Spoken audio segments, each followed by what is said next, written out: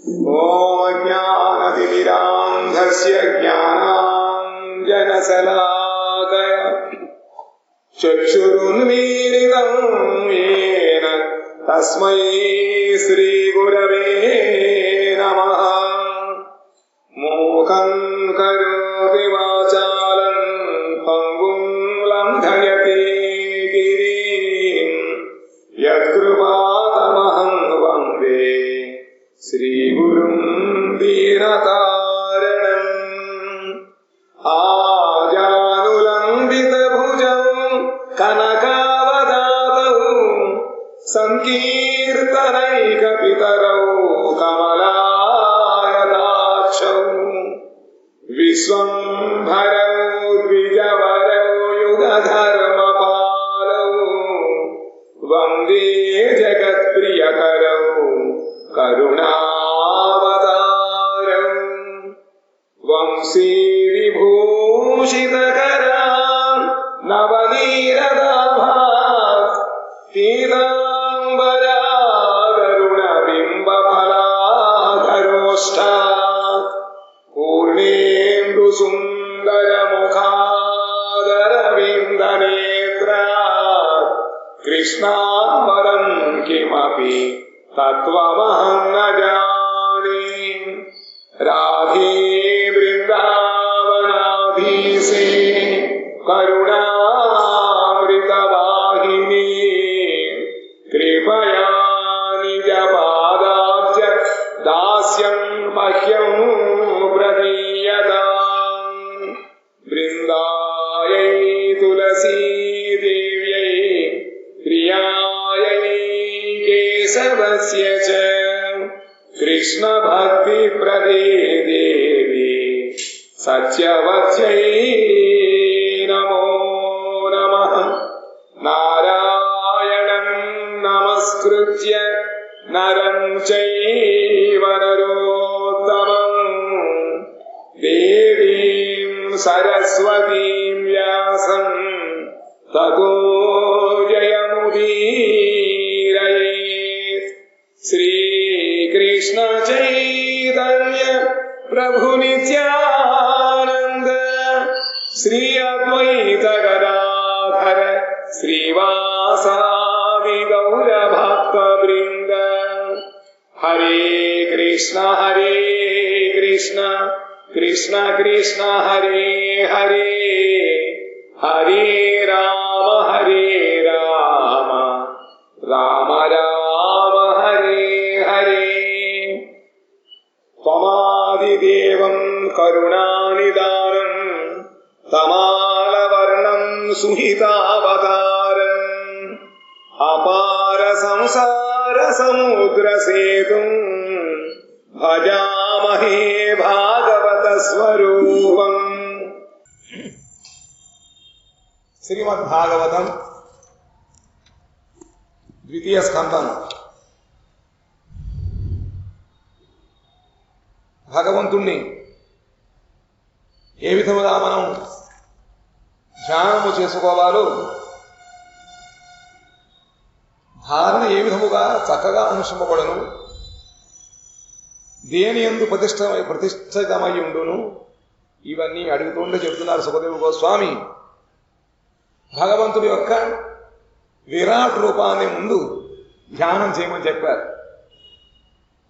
పాతాళమేతస్య హి పాదమూలం పఠంతి పార్ష్ణి ప్రపదే రసాతలం మహాతలం విశ్వసృజోధ గుల్ఫౌ తలాతలం why పురుషస్య జంఘీ ద్విజానునీ సుతలం విశ్వమూర్తేః ఊరుద్వయం వితలం చాతలం చ మహీతలం తజ్జఘనం మహీపతి నభస్థలం నాభిసరో గృణంతి గురస్థలం జ్యోతిరనీకమస్య గ్రీవామహర్వదనం వైజనోస్య తపోరరాటీం విదురాదిపుంసః సత్యంతు శీర్షాణి సహస్రశీర్ష్ణః.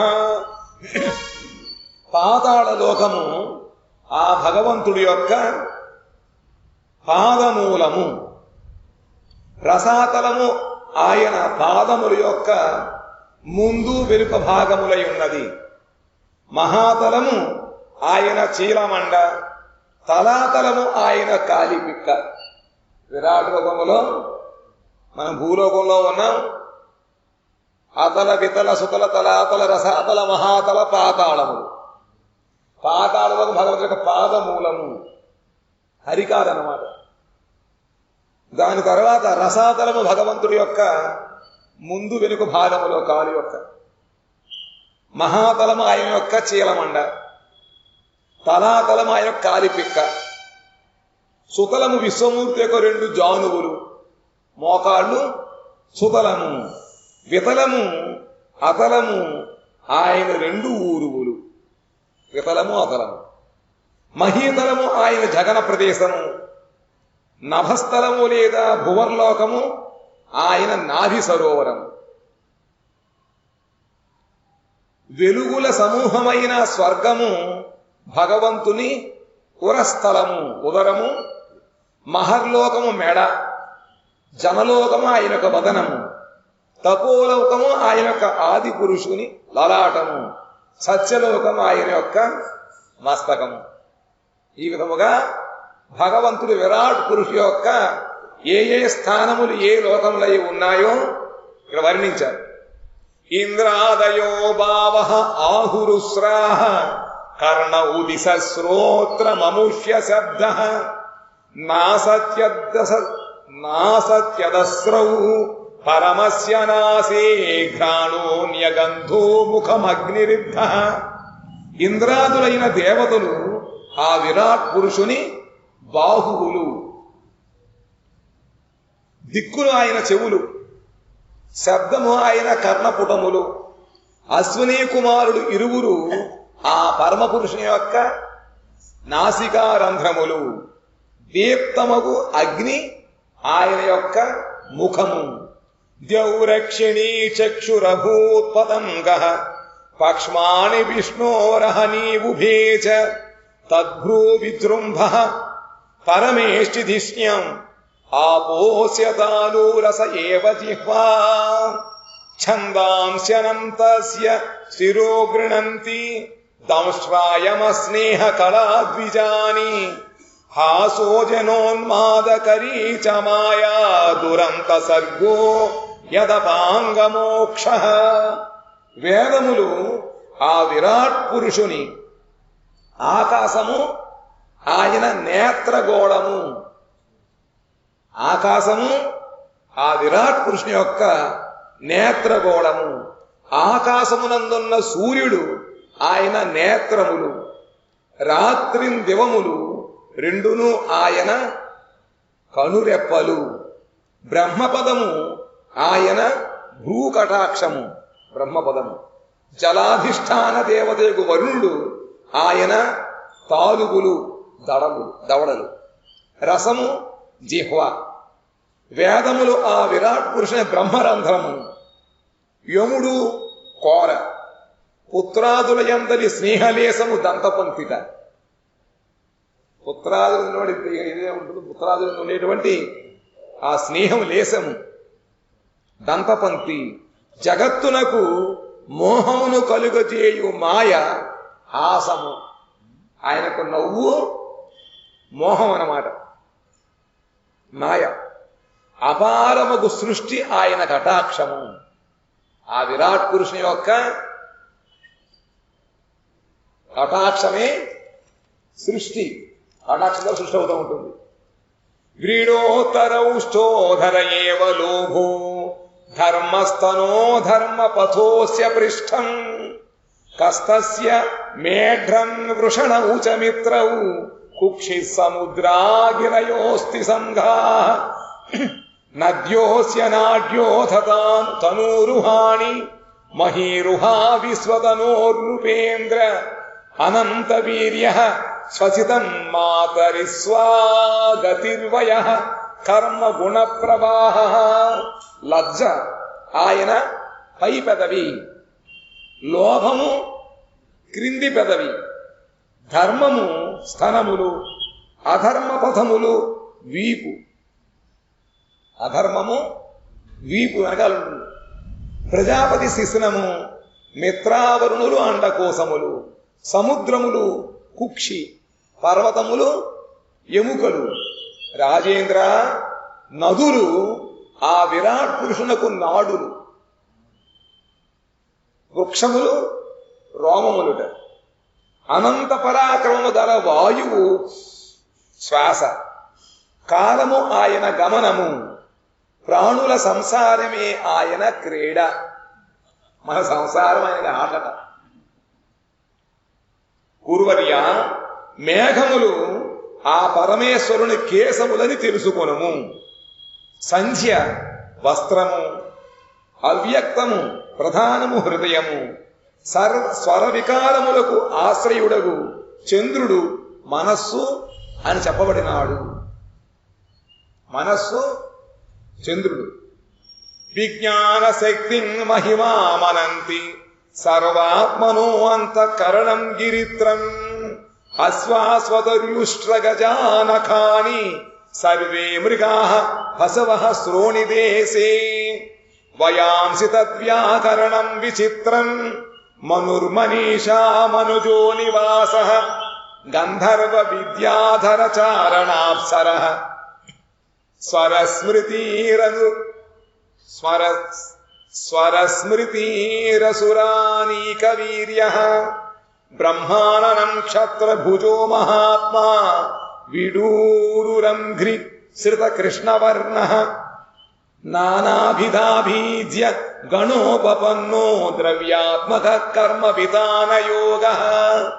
అభిజ్ఞులు విజ్ఞాన శక్తి గల చిత్తమునే ఆయన మహత్తత్వమనియు తెలిసిన వాళ్ళు ఏం చెప్తున్నారుట, విజ్ఞాన శక్తి ఉన్నటువంటి భగవంతుడి యొక్క చిత్తమే మహత్తత్వము. రుద్రుని ఆ సర్వాత్మని అహంకారమని చెప్పుతున్నారు.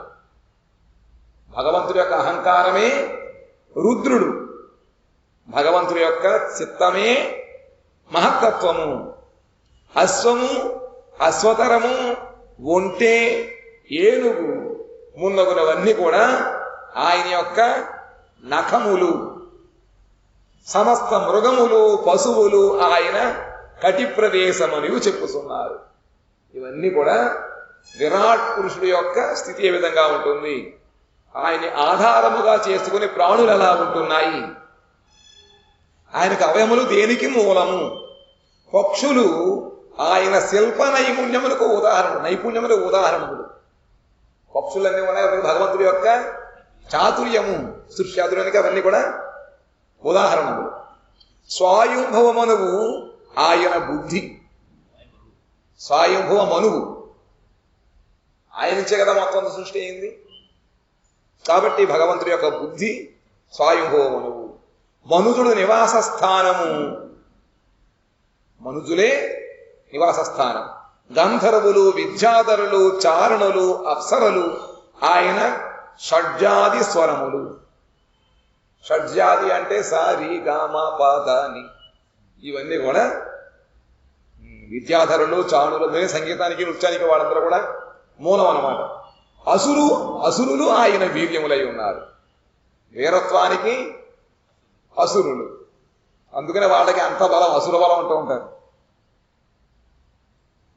బ్రాహ్మణుడు ఆయన వదనము, క్షత్రియుడు భుజములు, వైశ్యులు ఊరువులు తొడలు, కృష్ణవర్ణులకు శూద్రులు పదాశ్రితులు, నానా విధములకు నామములను ధరించిన వసు రుద్రాది దేవతలతో కూడినదయు ద్రవ్యాత్మకమైనదియు అగు యజ్ఞ ప్రయోగము ఆయనకు ఇష్టమగు కర్మమై ఉన్నది.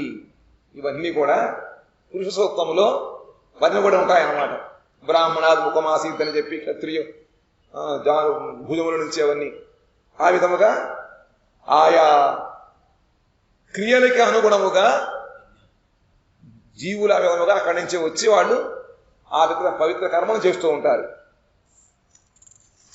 ఇంకా మహారాజా, నేను నీకు ఈ విరాట్ పురుషుని అవయవ సన్నివేశమును గూర్చి చెప్పి తిని, ముముక్షువులు తమ తమ బుద్ధియోగముతో పైన చెప్పబడిన భగవానుని స్థూల శరీరమునందు మనస్సునుంతురు. దీని వలన దీనికంటే మించినది ఏమీ లేదు. మహారాజా, ఈ విరాట్ పురుషుని సన్నివేశం చెప్పుకొచ్చారు. ముముక్షువులు తమ బుద్ధియోగముతో అనుసరించేవాడు అయితే మోక్షాన్ని కోరుతూ ఉంటారో వాళ్ళు బుద్ధియోగము ద్వారా ఆ భగవంతుడి యొక్క స్థూల శరీరమునందు మనస్సును అట్టి పెడతారన్నమాట. దీనికంటే మించిన వాళ్ళు చెబుతూ ఉంటారు. సర్వధీ వృత్యనుభూత సర్వ ఆత్మా యథా స్వప్న జనేక్షితైక తం సత్యమానంద నిధిం భజేత నాన్యత్ర సజ్జేద్యత ఆత్మపాతః. స్వప్నమునందు ఎన్నియో దేహములను సృష్టించి జీవుడు ఆయా ఇంద్రియముల చేత సమస్తమును చూసునట్లు యోగి సర్వబుద్ధి వృత్తుల ద్వారా భోగైశ్వర్య ప్రభావములన్నింటినీ అనుభవించును. అందువలన సత్యస్వరూపుడు ఆనందమయుడు అగు నారాయణుని సేవింపుము. ఈ జీవుడు దేహాంతరములందు ప్రయాణం చేస్తూ ఉంటాడు కదా, ఇదంతా కూడా స్వప్నవత్ అన్నమాట. నిజమునకు శుద్ధ జీవుడికి ఏమి అంటవు. ఎప్పుడైతే జీవుడు మాయ ద్వారా ఆక్రాంతుడు అవుతాడో అప్పుడు ఇవన్నీ కూడా అనుభవిస్తూ ఉంటాడు. నాలాగ స్వప్నవత్. ఎంతవరకు ఆత్మస్వరూపము జాగరీకృతం అవదో అంతవరకు ఇవన్నీ కూడా నిజముగానే తోస్తాయి. నిజానికి ఇవన్నీ మనవా కాదు. కళలో ఉన్నటువంటి వ్యక్తి రకరకములైన పనులు చేస్తూ ఉంటాడు. ఏడుస్తాడు, నవ్వుతాడు, పెద్ద ఊరు చదువుతాం అనుకుంటాడు, పరద కింద నవ్వులు పడుతుంది, గాలి ఎగిరిపోతూ ఉంటాడు. ఇవన్నీ స్వప్నములో ఉన్నంత వరకు అనుభవిస్తూనే ఉంటాడు. కళ నుంచి బయటకు వచ్చిన తర్వాత నవ్వుకుంటాడు. ఆ విధముగానే జీవుడు కూడా అజ్ఞానములో ఉన్నంత వరకు శరీరమే నాతినటువంటి బుద్ధితోటి తిరుగుతూ ఉంటాం. ఒక్కసారిగా తత్వజ్ఞానం కనుక జీవ స్వస్వరూప జ్ఞానం కనుక వచ్చినట్లయితే ఇంక ఇవన్నీ కూడా మన సప్రవతం తెలుస్తాయన్నమాట. అందువలన సత్యస్వరూపుడు ఆనందమయుడు అగు నారాయణుడు సేవింపుము. సత్యస్వరూపుడు భగవంతుడు నారాయణుడు ఆయనే సేవిస్తూ ఉంటుంది. అవన్నీ కూడా అసత్స్వరూపాలు, అంటే అవి నిత్యము ఉండేటువంటివి కాదు, నశ్వరము. ఆయన కంటే ఇతరమైన వాని యందు ఆసక్తుడవు కావలదు. మనం చెప్పుకున్నాం కదా ఈ నిన్న, జీవుడుట తన యొక్క ఇంద్రియ వృత్తులన్నీ కూడా బయట తీసుకురావాలట. తీసుకొచ్చి భగవంతుడు రట్టే పెట్టాలి. ఎందుకంటే మిగతావన్నీ కూడా ప్రాకృతమైనటువంటివి, అనిత్యమైన ప్రపంచం సంబంధించినటువంటివి. మన ఇక్కడ ఉన్నట్లయితే మళ్ళీ అవన్నీ మళ్ళీ మన ఇక్కడ కింద రావాలి. అందుకని బుద్ధిమంతుడు ఏ విధంగా అయితే తనకు కావలసిన వస్తువులన్నీ కూడా తీసుకుపోతూ ఉంటాడో ఆ విధముగానే మనము కూడా మన ఇంద్రియ వృత్తులన్నీ కూడా తీసుకువెళ్ళిపోవాలన్నమాట. కూడా ఎలా వెళ్తాం? ఏమి తీసుకెళ్తామరే, చెక్కింగ్ అన్నీ కూడా బయట పెట్టామంటారు.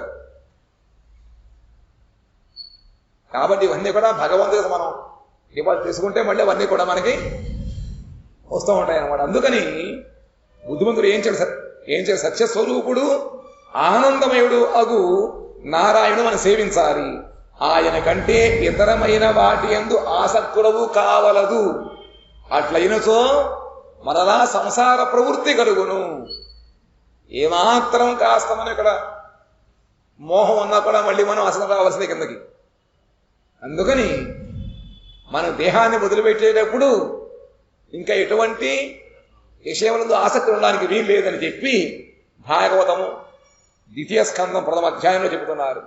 ఇది శ్రీమద్ భాగవతే మహాపురాణే బ్రహ్మసూత్ర భాష్యే పారమహంస్యాం సంహితాయాం వైయాసిక్యాం 2వ స్కందే మహాపురుష సంస్థాన వర్ణనం నామ 1వ అధ్యాయ. ఇంకా ఇప్పుడు క్రమముక్తి సద్యోముక్తి. క్రమముక్తి సద్యోముక్తి. క్రమముక్తి అంటే పరంపరగా వెళ్ళడం అనమాట, లోకాలను దాటుకుని వెళ్ళడం. సద్యోముక్తి అని వెంటనే చెబుతున్నారు. శ్రీ సుకోవాచ ఏవం పురాధారణయాత్మయోని నష్టాం స్మృతిం ప్రత్యవరుధ్య తుష్టాత్ తథా ససర్జేదమమోఘ దృష్టి యథాప్యయాయాత్ ప్రావ్యవసాయ బుద్ధి శాబ్దస్య హి బ్రాహ్మణ ఏష పంథాయన్నామ విధ్యాయతి ధీరపార్థైః పరిభ్రమంస్తత్ర న విందతీర్థాన్ మాయామయే వాసనయాశయానః. సుఖమహర్షి చెబుతున్నాడు, బ్రహ్మ ఇట్టి ధారణచే తుష్టుడైన హరి నుండి పూర్వము నష్టమైన సృష్టి జ్ఞానమును పొందెను. ఆయనకి ఉందిట, కానీ జ్ఞానం నష్టమైంది, మర్చిపోయాడు. కానీ బ్రహ్మగారి విధముగా భగవంతుడిని ధ్యానము చేయడం వలన భగవంతుడు సంతృప్తి కలిగిన వాడై మళ్ళీ ఆయనకి ఆ సృష్టి జ్ఞానాన్ని ఉపదేశించాడు. వ్యవసాయాత్మక బుద్ధి కలిగిన వాడు, అమోఘ దృష్టి గలవాడునై ప్రళయమునకు పూర్వము ఉన్న విధముగా ఈ విశ్వమును సృష్టించెను. ఆ భగవంతుడి ఇచ్చిన జ్ఞానము చేత, బుద్ధి చేత అమోఘ దృష్టి కలిగినటువంటి ఆ బ్రహ్మగారు ప్రళయమునకు పూర్వం ఏ విధంగా ఉండేదో మళ్ళీ ఆ విధంగానే సృష్టి అంతా కూడా చేశాట. దీని అర్థం చేసుకోవాలి. ప్రళయమునకు పూర్వం ఏ విధంగా సృష్టి ఉందో, జీవుల యొక్క చిత్తవృత్తి ఏ విధముగా ఉండేదో, ఎవరు ఎంతంత పరిమాణములో సంసారంలో కూరుకుపోయిన బుద్ధి కలిగి ఉన్నామో అటువంటి బుద్ధితోనే మళ్ళీ భగవంతుడు బ్రహ్మగారు సృష్టిస్తూ ఉంటాడు. ప్రళయం అయిపోయింది, అందరూ కలిసిపోయాం, అన్ని క్యాన్సిల్ అయిపోతాయి, కుదరదు. రిఫ్రెష్ ఉండదు, టు కంటిన్యూడ్. మళ్ళీ ఏ పనులతోటి మనం, ఏ బుద్ధులతోటి, ఏ పాపపుణ్యములతోటి మనం కూడగొట్టున ఉన్నామో అవన్నీ కూడా జాగ్రత్తగా ప్యాక్ చేసి మళ్ళీ పెడతాడు భగవంతుడు మనకి. అందుకని ఆయన అమోఘ దృష్టి కలిగినవాడు. అమోఘ దృష్టి అన్నమాట. ఇంతమంది యొక్క పూర్వోత్తరాలు తెలిసి ఉండాలంటే మరి ఎంత దృష్టి కలిగి ఉండాలి ఆ బ్రహ్మగారు. అందుకని అమోఘ దృష్టి కలిగిన ఆ బ్రహ్మగారు ప్రళయమునకు పూర్వము ఉన్న విధముగా ఈ విశ్వమును సృష్టించాను. అయిపోయిందా? అర్థశూన్యములైన స్వర్గాది నామములచే సాధకుని బుద్ధి దేనిని ధ్యానించుచున్నదో అది శబ్దమయమైన వేదము యొక్క మార్గము, అంటే కర్మ ఫల బోధన ప్రకారము. అర్థశూన్యము. నిజానికి స్వర్గలోకంలో పరమార్థం ఏమైనా ఉందా? అంత భోగమే తప్ప. కాబట్టి అర్థం, పరమార్థము లేనటువంటి ఏ భోగాలను కోరుకుంటూ ఉంటామో, ఏవి స్వర్గలోకంలో ఉండేటువంటి ఇవన్నీ కూడా విని సాధకుడి యొక్క బుద్ధి దేనిని కోరుతూ ఉంటుందో, అందులో వ్రతాలవన్నీ దానం చేసేందుకు మనం పాపాలు పోవాలి, పుణ్యాలు రావాలి, స్వర్గలోకం సుఖంగా ఉండాలి, నేను వాళ్ళందరూ కూడా చక్కగా ఆనందంగా ఉండాలి. అదే కోరుకునేది, అదే కోరుకునేది. అందుకని ఏ కోరుకు చెప్పండి. ఇవన్నీ కూడా కర్మఫల బోధన ప్రకారం అన్నమాట. వేదము యొక్క కర్మలవన్నీ సుఖవాసన చేత స్వప్నముల చూసుచున్న వాని వలె అతడు మాయామయమగు మార్గమున సంచరించుచు నిరవధ్యముకు సుఖమును పొందజాలడు. కానీ ఎవరైతే ఈ విధముగా స్వర్గలోకములో సుఖాలు కోరుకుంటూ ఉంటారో, ఈ బతుకున్నంతకాలం సుఖంగా ఉండాలని చెప్పి కోరుకుంటూ ఉంటారో, ఆ సుఖాలు కోరేవాడు ఎలాగంటే స్వప్నములో ఆనందం అనుభవించేట్లాంటిదే. సుఖవాసన చేత, ఆ సుఖవాసన మనలో ఉన్న కారణముగా స్వప్నములో చూచుచున్న వాని వలె అతడు మాయామయమగు మార్గమున సంచరించుచు. మాయమయ కదా, క్షీణే పుణ్యే మధ్యలోక విసంతి, మళ్ళీ పైకడం ఈ 14 బ్రాహ్మణులు తిరుగుతూ ఉండడమే కర్మల యొక్క ఫలితాన్ని సుఖాన్ని అనుభవించడం కోసం. ఇవన్నీ కూడా సుఖవాసన ఉన్న కారణముగా స్వప్నవత్తు ఉంటాయి. ఇవన్నీ కూడా మాయామయమగు మార్గమున సంచరిస్తూ ఉంటాడు, కానీ శాశ్వతమైనటువంటి సుఖాన్ని పొందలేడు. శబ్ద బ్రహ్మమగు వేదమార్గ పద్ధతి లేదా కర్మఫల బోధన పద్ధతి అర్థశూన్యములకు స్వర్గాది నామముల సృష్టించి నేను స్వర్గ సుఖమును పొందుదును మున్నగు ఆలోచనల యందు బుద్ధిని వ్యర్థముగా ప్రవేశపెట్టును. కాని సుఖవాసనల యందు నిమగ్నుడై ఉన్న పురుషుడు స్వప్నమున సుఖములను చూడగలడే కాని అనుభవింపజాలడు. స్వప్నంలో సుఖాన్ని చూస్తాడంతే, అనుభవం ఎక్కడ ఉంటుందిట? మళ్ళీ మామూలు దుఃఖే. ఎక్కడ కూడా చిరిగిపోయి తాప అక్కడ పడుకున్నాడు, దోమలు పుడుతూనే ఉన్నాయి. అట్లే మాయామయమగు మార్గమున పరిభ్రమించి క్షయించు స్వభావము గల లోకములను పొంది ఐకాంతికము నిరవధ్యమునకు సుఖమును పొందజాలడు. అంటే సుఖం ఎంతకాలం ఉంటుంది అక్కడ? పుణ్యం ఉన్నంతకాలం. పుణ్యం అయిపోతే అయిపోతుంది. అత కవిర్నామసుయావదర్థ స్యాద ప్రమత్తో వ్యవసాయ బుద్ధి సిద్ధేన్యథార్థే నయతేత తత్ర పరిశ్రమం తత్ర సమీక్షమాణః. అందువలన పండితుడు అంటే విచక్షణా జ్ఞానము కలిగిన వాడు ఏది చెయ్యాలో, ఏది చెయ్యకూడదో, ఏది కావాలో, ఏది ఉంచుకోకూడదో ఇవన్నీ తెలిసినవాడు. ఆయన నామమాత్రములైన భోగములకై యత్నము చేయరాదు. ఒకరి కోసం యత్నం చేసుకోవడం అక్కర్లే. ఏ విధముగా అయితే మనం కోరుకోకుండా మనకు కష్టాలు దుఃఖాలు వస్తున్నాయో ఆ విధముగానే మనం కోరుకోకుండానే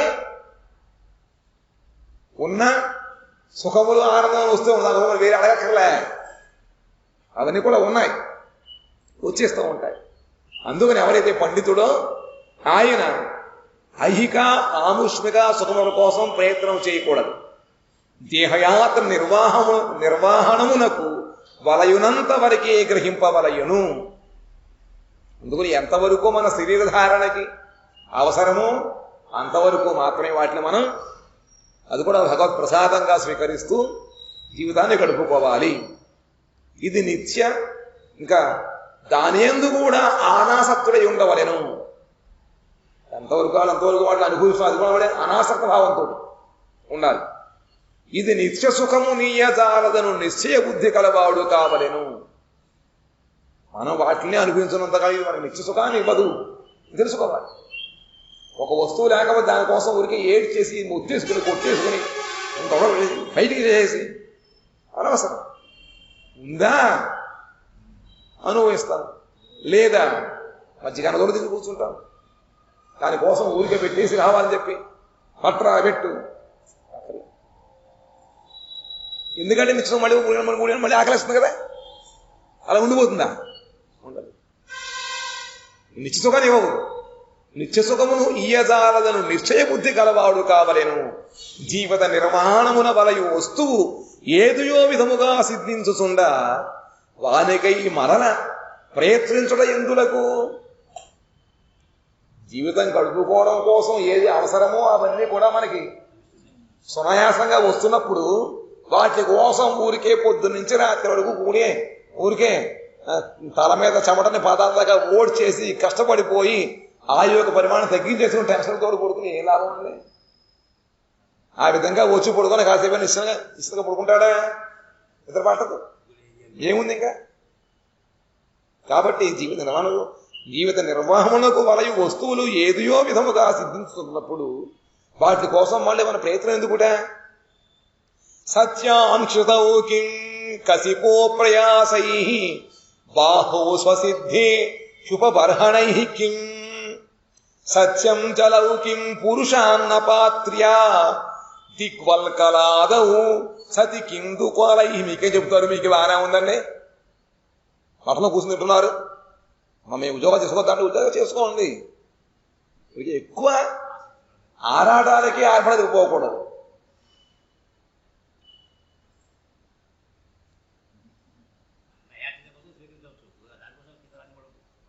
ఏమో అందులో మాకేదో ఇంపోర్టెడ్ కావాలి ఇంకొకలా అనుకోనంటే ఇలా చావాల్సిందే. కాబట్టి యథాలాభ సంతృప్తి అనేటువంటి జీవితంలో పరమశాంతికి ఉపాయం అన్నమాట. భూమి ఉండగా మరి ఒక చెయ్యాలా?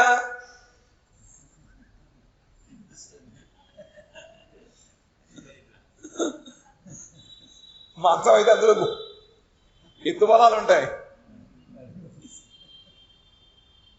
మండిపోతూ ఉంటుంది పడుకుని దాని మీద. చక్కగా భూమి ఉంటే ఇంకా మరొక చెయ్యి ఎందుకుట? స్వతసిద్ధములైన బాహువులు ఉండగా దిండ్లతో పని ఏమి?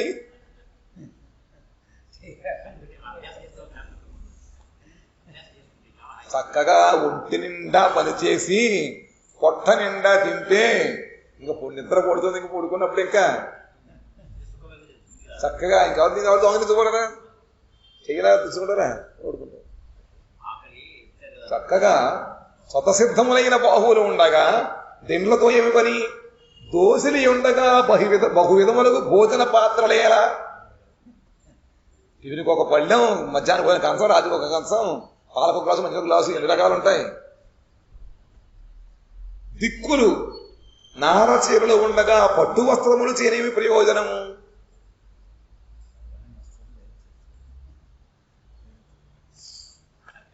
ఇంకా ఇంకా చీరాణికింపతి నసంతి దిశంతి భిక్షాం నైవాంఘ్రిపాః పరభృతః సరితోప్యసుష్యాన్ వృద్ధాః గుహాః కిమజితోవతి నోపపన్నాన్ కస్మాత్ భజంతి కవయో ధన దుర్మదాంధాన్.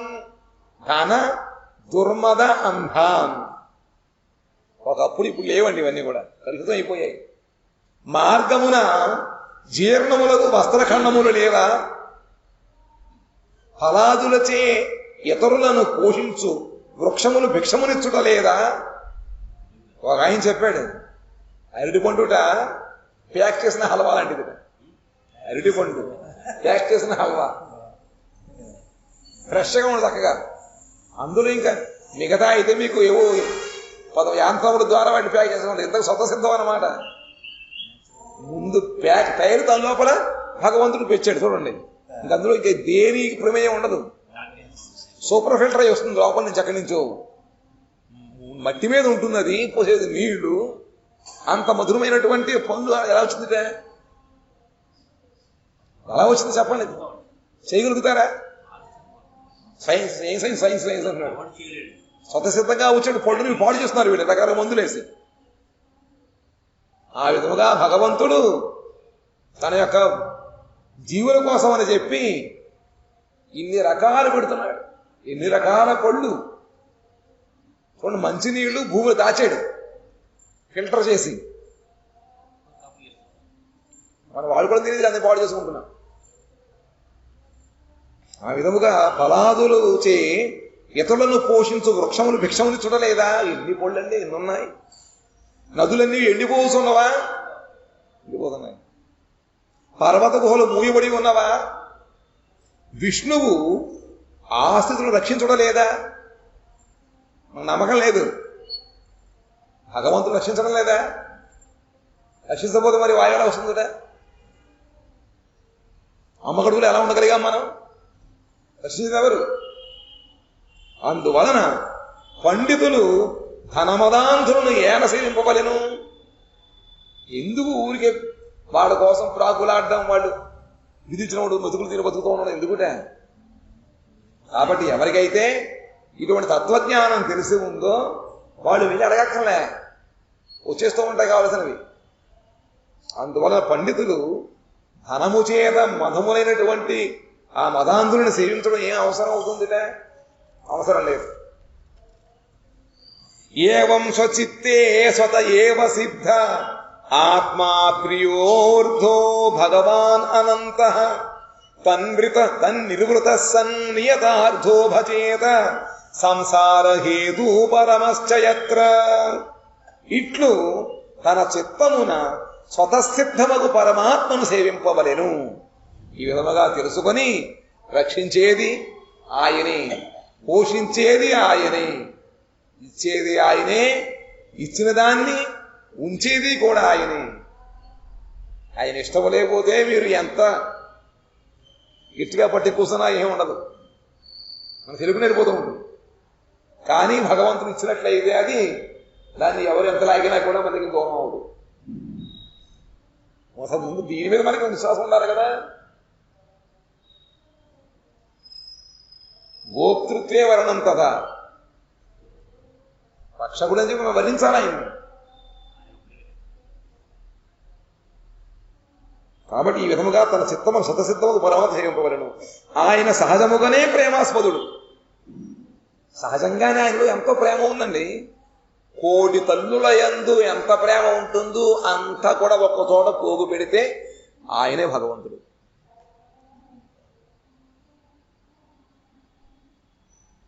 సహజముగానే ప్రేమాస్పదుడు, సౌందర్యాది గుణముల ద్వారా చూడదగినవాడు. భయంకర రూపం కాదు, చక్కటి సౌందర్యమైన రూపము ఆయనది. పరమగురు స్వరూపుడు, పరమగురువు ఆయన భగవంతుడు. కృష్ణం వందే జగద్గురు. ఆయన భగవానుడు, అనంతుడు, సర్వవ్యాపకుడు, సర్వదేహస్థితుడై ఉన్నాడు. అంతా వ్యాపించి ఉన్నాడు, అందరిలో ఉన్నాడు, అనంతుడు ఆయన. ఇట్లు శ్రీహరి భజనానందమున నిమగ్నుడై నిష్ఠతో భజింపవలెను.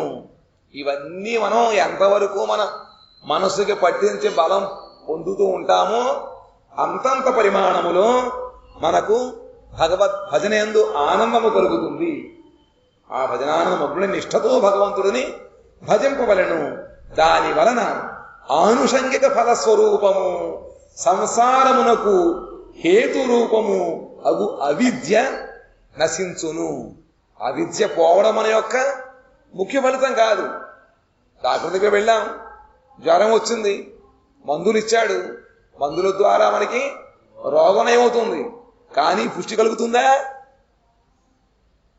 దానికి మనం పథ్యం సేవించవలసినదే, మందులు అక్కర్లేదండి, పథ్యం సేవించాలి. పథ్యం అంటే ఇక్కడ ఏమిటి? భగవంతుడు సాధకుడికి ఏది చేయమని చెప్పాడు దాన్ని చెయ్యాలి, ఏది వద్దని దాన్ని మానేయాలి. ఇదే పథ్యం మనకి.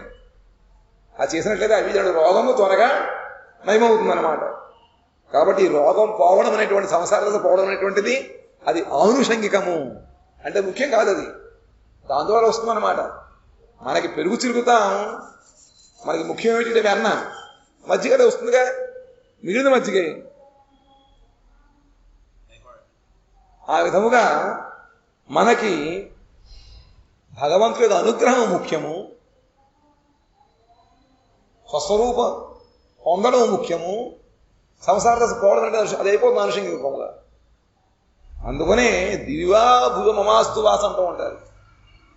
ఎక్కడైనా ఉండని, నీ ఇష్టం, ఎలానే ఉంచు, మనిషి జన్మిస్తావా పచ్చి నీ ఇష్టం, కానీ ముఖ్యమైన నీ యొక్క స్మరణ కలిగి ఉండాలి, అది కావాలన్నమాట. కస్తాం త్వనాదృత్య పరాను చింతామృతే పశూన సతీం నామ కుర్యాత్ పశ్యం జనం పతితం వైతరణ్యాం స్వకర్మజాన్ పరితాపాంచుషాణాం. కర్మజులకు వ్యక్తి తప్ప ఏ మానవుడు అట్టి ప్రసిద్ధ భక్తిని వదలి అసద్విషయమును చింతించును? కర్మజనుడు తప్ప ఊరికే పని చేసుకుంటూ పోతాడు.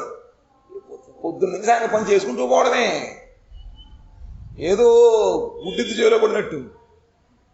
గుడ్డి చెవిలో పడి దానికి కట్టుది ఎక్కుతున్నది, అమ్మేసి ఉంటుంది, గుడ్డి పైకి ఎద్దు అలా పోతూ ఉంటాం. ఆ విధంగా ఓ చాకరీ ఎలా చేస్తేదో ఇచ్చమో లేదు తెలియదు. కర్మజనుడు వ్యక్తి ఆ విధముగా చేస్తుండట.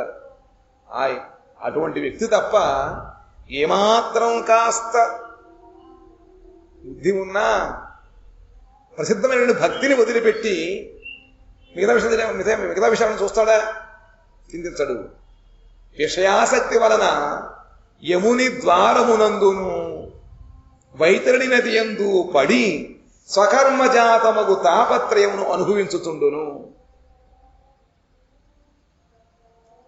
విషయాసక్తి ఉన్నట్లయితే విషయమునందు ఆసక్తి దాని ముందు పోగొట్టుకోవాలిట. అది ఉన్నంతకాలము యమధర్మరాజు గారి యమలోకం చుట్టూరా ఒకటి ఉంది, ఒక నది ఉంటూ ఉంటుంది, కందకము. ఏమిటది?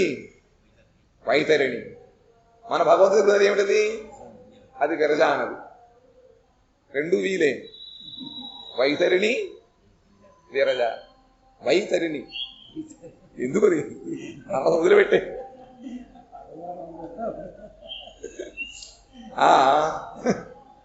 ఎవరికైతే ఈ విషయంలో ఆసక్తి ఉంటుందో అటువంటి వాడు యముని ద్వారమునందు పైగా ముందు పెట్టాడు ఇంటి ముందు ఆ వైద్యునందు పడి స్వకర్మజాతమగు తాపత్రయము. వేరే ఉండవు, మనం చేసిన కర్మలే అవి.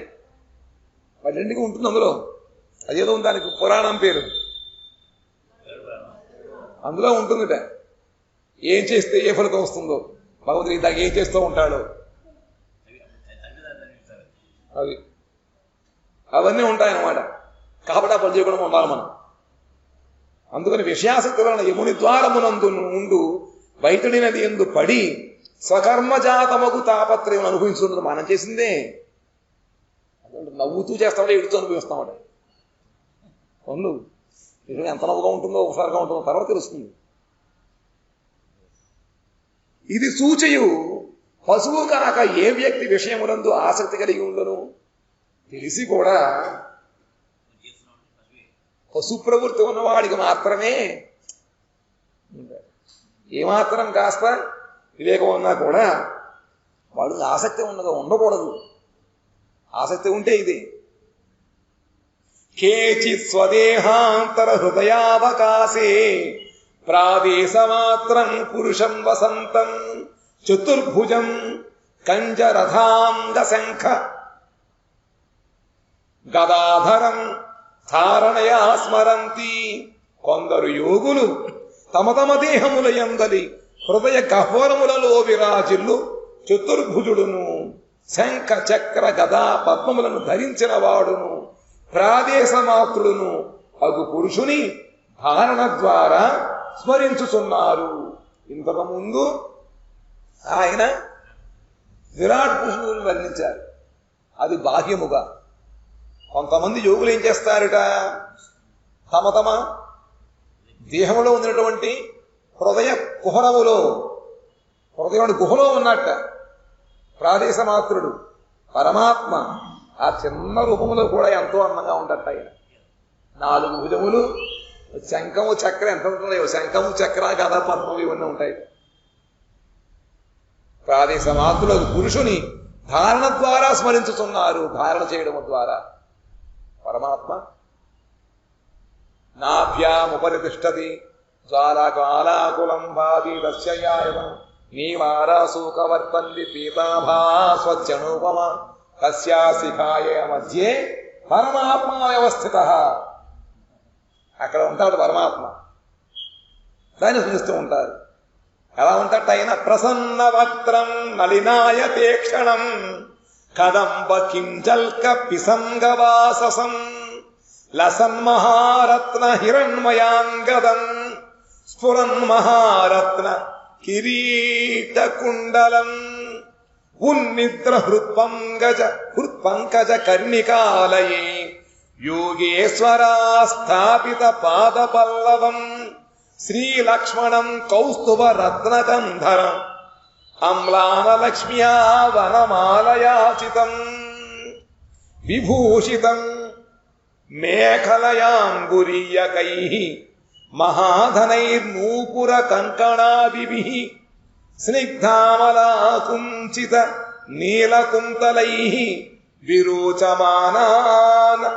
విరోచమానానహాసపేసలం అదీనలీలా హసితే క్షణోల్లసత్ భూభంగ సంసూచిత భూర్యనుగ్రహం ఈక్షేత చింతామయమేతమీశ్వరం యావన్మనోధారణ యావతిష్టతే.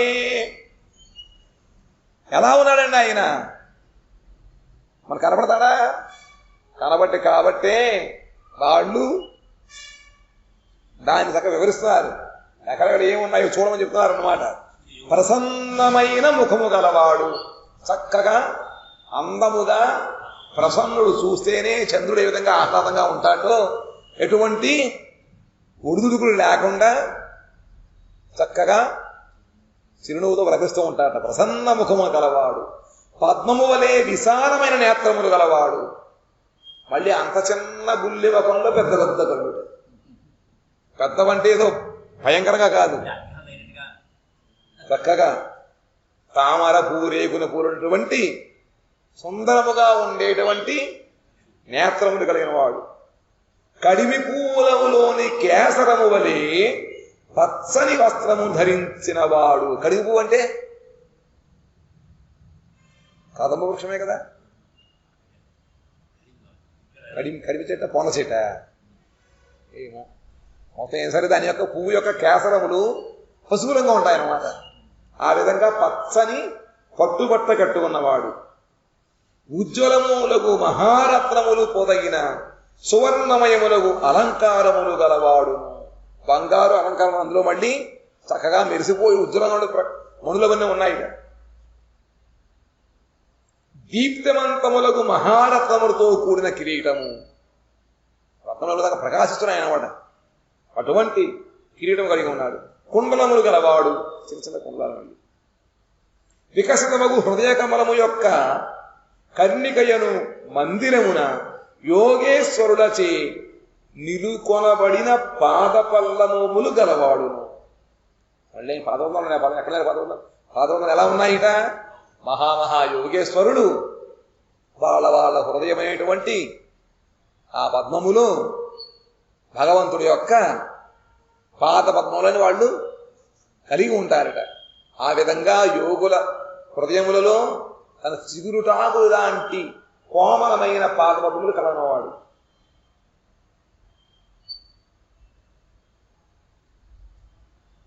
శ్రీవత్సముచే చిహ్నితమైన వక్షస్థలము కలవాడును, కౌస్తుభ రత్నము కంఠమున కలవాడును, వాడిపోని శోభగల వనమాలతో కూడిన వాడును. ఎప్పుడూ కూడా ఆ వనమాల నిత్యము నీడు చల్లక్కర్లేదు, ఎసురు పెట్టక్కర్లేదు, చక్కగా నవనవలాడుతూ ఉంటుంది. వాడదు, ఎవరు ఫ్రెష్ అని అంటారు, ఎవరికి ఆ విధంగా ఉంటుంది అన్నమాట. కంఠమున గలవాడు. మేకల మొలనూలు బంగారు మొలతాడు, బహుమూల్యములకు అంగుళీయకములు. చాలా ఖరీదండి ఆయన కము ఉంగరాలు. బహుమూల్యమగు అంగుళీయకములు, నూపురములు అంటే అందెలు, కంకణములు మున్నగువానిచే విభూషితుడు, దత్తములు, నిర్మలములు, ఆకుంచితములు, నీలములు అనగు కేశముల చేత చక్కగా ఉంది. ఒత్తుగా జుట్టు నల్లగా నిగనగలాడుతూ సూక్ష్మంగా మెత్తగా ఉంటుంది అన్నమాట.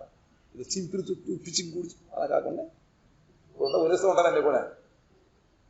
రకరకాల ఎన్ని రకాలు ఈ వెర్రి, కానీ ఆయన చక్కగా మంచి బాగుంటుంది. అకుంజితములు చక్కగా రింగు రింగులు గిరిదాలు ఉన్నాయన్నమాట. నొక్కుల జుట్టు. చిరునవ్వు చేత శోభిల్ల ముఖము గలవాడు. ఉదారమైన లీలాహాస్యముతో కూడిన చూపుల యందు దీపించు భ్రూవిక్షేపముల చేత సూచితమైన గొప్ప అనుగ్రహము గలవాడు. ఇంత చిన్న అంగుష్టమాత్రములు ఇంత గొప్ప అందాలు ఉన్నాయి చూడండి. ఆయన ఎలా ఉందిట? ఉదారమైన లీలాహాస్యముతో కూడిన చూపుల యందు దీపించు. ఆయన చూపులు ఉన్నాయిట. కేవలము నోటితోటే హాసము, నవ్వు కాకుండా కొంతమంది నవ్వుతూ ఉంటారు, ఈరోజు కళ్ళు మీద కోపంగా చూస్తుంటారు.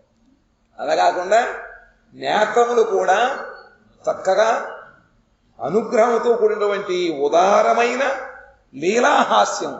నవ్వు కూడా లీలా ఉంటుంది, ఆయన ఉదారంగా ఉంటుంది, ఫ్రీ అనమాట అందరికీ. ఆ విధంగా ఉండేటువంటి వాడు చూపుల చేత దీపించేవిడ పరువు. విల్లు ఉంది, దాన్ని నారేది ఎలా ఉంటుందిటే. ఈ కనుబొమ్మలు ఉన్నాయి, విల్లు లేక ఉంటాయి, కానీ అందులో బాణం లేకపోతే ఆ బాణమే భగవంతుడి యొక్క అనుగ్రహంతో కూడినటువంటి చూపులు, దృక్కులు. ఆ విధంగా ఉన్నవాడు గొప్ప అనుగ్రహము గలవాడు. అనుగ్రహం ఎప్పుడు చూస్తూ ఉంటాడు అన్నమాట.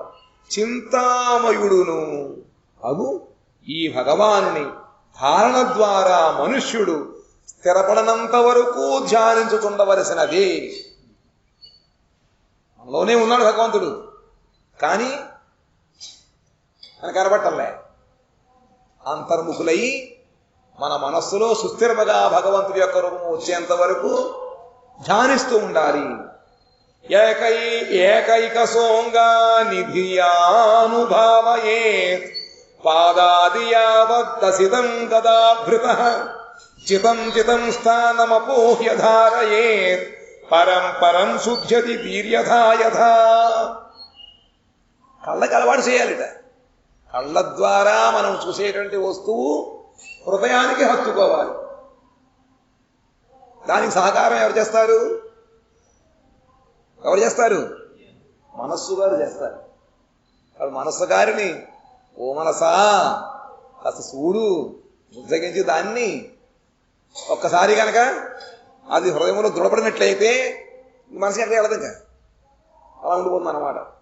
కాబట్టి భగవానుని చరణకమలముల నుండి ఆరంభించి చిరునవ్వుతో కూడిన ఆయన ముఖ కమలము వరకు గల సర్వ అవయవములలో ఒక్కొక్క దానిని బుద్ధి ద్వారా ధారణము చేయవలెను.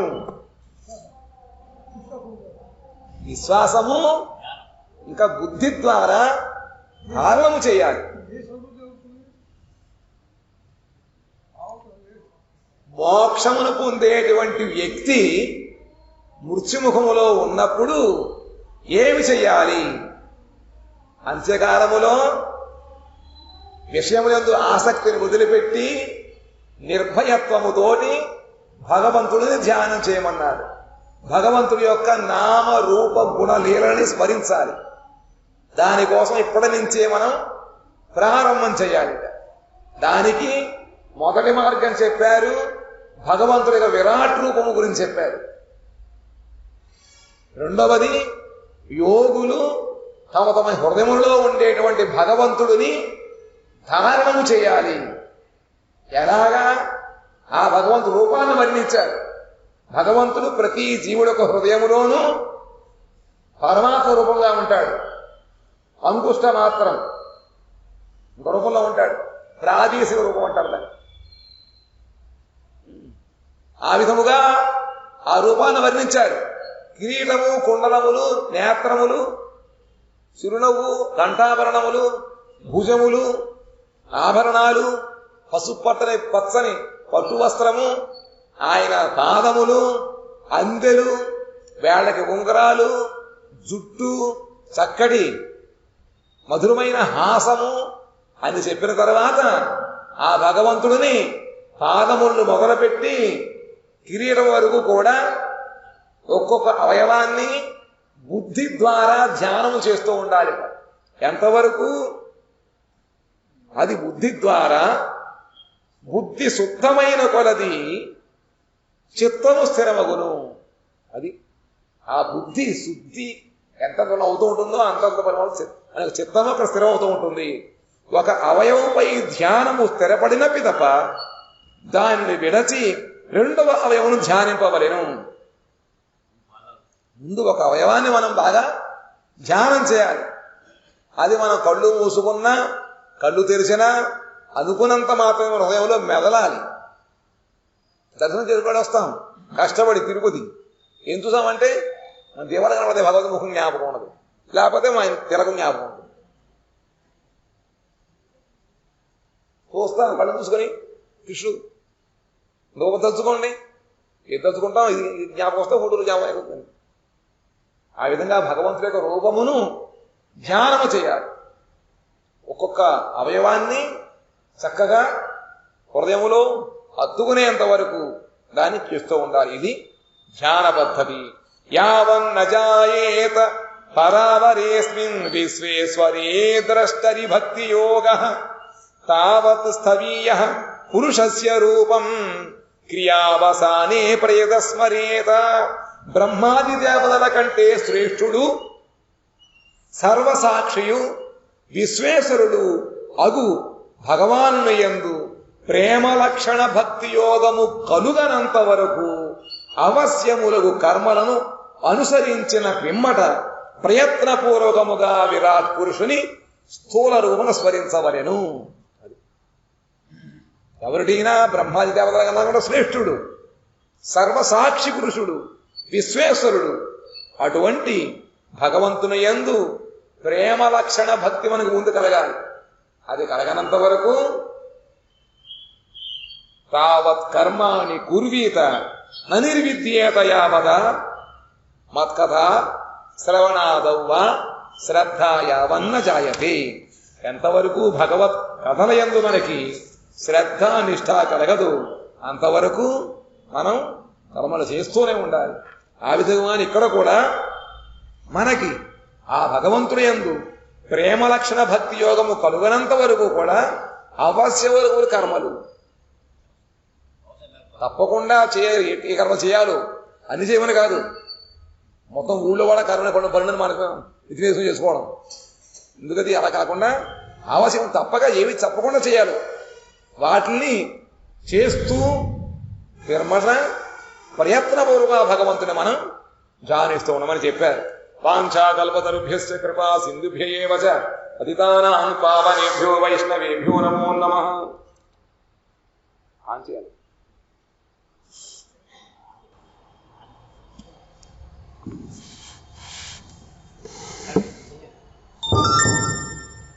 అజ్ఞానంగా జ్ఞానంగా సర్వాత్మ శబ్దంలో వినిష్టంగా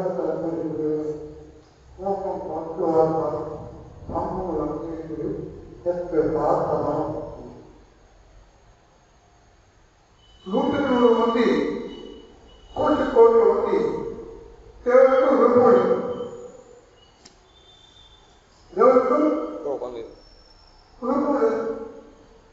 విషయం మన ఈ ప్రాకృత ఇంద్రియముల ద్వారా భగవంతుని దర్శనం చేయడమే విషయం. జ్ఞానం వల్ల జ్ఞానము యోగము తప్పదు వల్ల భగవంతు యొక్క దివ్య రూపం చూడదు. ఒక పరాజం అటువంటి విశాలం తప్పదు అని అవసరమా? దేవుడు నాకు భగవంతుడు రూపం చెప్పారు. ఈ రూపం ధ్యానించండి. అది బాగుంది. అది అబద్ధమా? విశ్వాసం మొత్తం విశ్వాసం ఉంటే భగవంతుడు దొరుకుతారు. ఆమె ఈ విశ్వాసం కాదు, మొండి విశ్వాసం కాదు. ఎందుకంటే ఆర్తి భక్తి నిష్ఠ ఉంటుంది, సర్వమని హృదయం ఉంటుంది. అప్పుడు భగవంతుడు యొక్క దివ్య భక్తులు మనకు చూపించారు. దర్శయామాస గీత దర్శయామాస ఇంకొక కోట్పలు ఉన్నది అందుకు చూపించలేదు. అదే భగవతి అర్థమై అర్థం దర్శయామాస చూపించారు. యజ్ఞం చేత, యాగం చేత, హోమం చేత, తపస్సు చేత, గుండి పడుకు చేత భగవంతుని దర్శనం చేయలేదు. ఈ ప్రాకృత భగవత్ దర్శనం ప్రేమిక భక్తి అనుకుంటారు. ప్రేమ మాట్లాడుతూ రాదు. ఎక్కువ వస్తుంది కఠినమైన హృదయంలో ఉన్నా సమగుణంలో ఉన్నా హృదయం రాత్రి పండవద్దు. గొప్ప రాయకుండా వస్తే రామచంద్రుడు కాకపోతే కరిగిపోయింది. మరి ఇటువంటి రాయంటే రాయ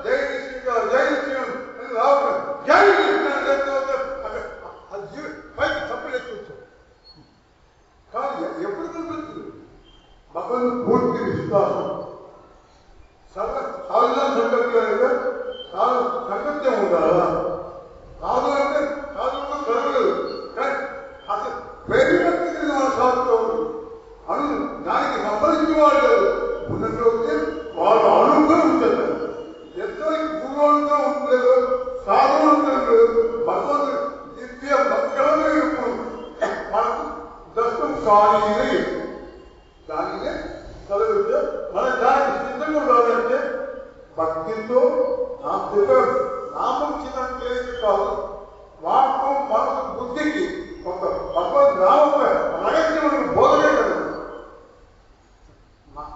నామే మహత్వం ప్రకాశించబడి శబ్దమై పడి నామమే సర్వదా అపర నిరంతర అపర సర్వదా అపర కొడుకు అపర విద్యార్థులు ఎంత సేవా ప్రవృత్తి లేదు ఎంత భగవన్ పూర్తి విశ్వాసం ఇలా ఇవ్వచ్చు తక్కే బొమ్మలు కనిపించినప్పుడు ఎక్కడ దేవుడు నాకు కనిపించు అక్కడ భగవన్ ఒక పదంలో అయితే ప్రేమభక్తి ఉందంటే అంటే కానీ హృదయం నాట్యం అంటారు హృదయం కళ్ళముఖ్యని కానీ అవుతుంది కానీ భగవంతుని దివ్యమందులు అనుగ్రహం చేస్తారు మనకు చూపించారు దానికి ప్రయత్నం చేయడానికి మనకి సాధన ఇతర సాధన పనిచేయదు కేవలం ఒక నామం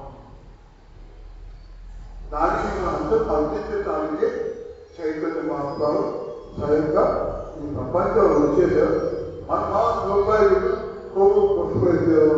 చైతన్య మహాత్మాలు రసలాది మహోత్సవం రాయరామందికి చూపించారు ఎక్కడైనా చూపించారు అటువంటి పవిత్ర స్వరూపం మనం శాస్త్రం చెప్పిన సౌమ్యమైన మనం దానికి ప్రయత్నం చేస్తే అవి చేస్తాం కొంచెం కఠిన నీరు వచ్చిందా ఎంతమంది కఠిన నీరు కాకాలలో ఉపన్యాసం కూడా కొంచెం చెప్పారు ఉత్తమైన ఉపన్యాసం ఉంటే దాని కఠిన నీరు భక్తి పొద్దు పోయాను ఒళ్ళు గంగలా గంటలేకపోతే ఈ భక్తికి ఎందుకు ఏమో సాధన అటువంటి స్థాయిలో ఏ స్థాయి వస్తుంది అది కావాలంటే భగవంతుగా ఉండాలి దానికి మనం సాధన పొందాలి సాధన అంటే మొట్టింపాల్సి ఉంటారు మొట్టి ఉండాలి చల్లగా చేస్తే తప్పక భగవంతుడు కనిపిస్తాడు భగవంతుడు ప్రశ్న కూర్చుని మాట్లాడు